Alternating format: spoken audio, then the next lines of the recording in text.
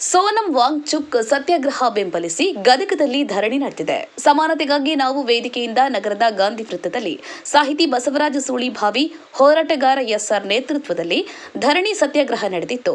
ಧರಣಿ ನಿರತರು ಕೇಂದ್ರ ಸರ್ಕಾರದ ವಿರುದ್ಧ ಭಾರೀ ಆಕ್ರೋಶ ವ್ಯಕ್ತಪಡಿಸಿದ್ದಾರೆ.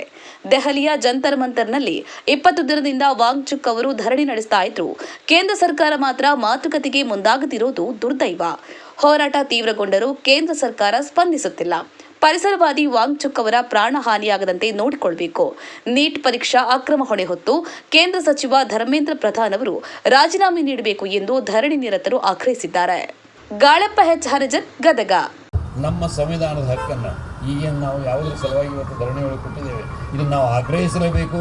ಅದು ನಮ್ಮ ಸಂವಿಧಾನದ ಬಗ್ಗೆ ಹಕ್ಕಿದೆ.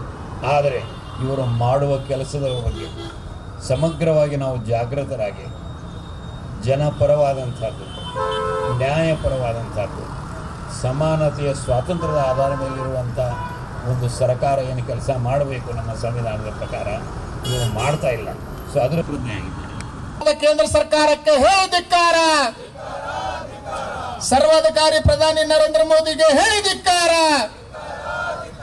ಸರ್ವಾಧಿಕಾರಿ ಕೇಂದ್ರ ಸರ್ಕಾರಕ್ಕೆ ಹೇಳಿದಿಕ್ಕಾರ. ಸಾವಿಗೆ ನ್ಯಾಯ ಸಿಗಲೇಬೇಕು, ಸಾವಿಗೆ ನ್ಯಾಯ ಸಿಗಲೇಬೇಕು. ಸರ್ವಾಧಿಕಾರಿ ನರೇಂದ್ರ ಮೋದಿಗೆ ಹೇಳಿದಿಕ್ಕಾರ.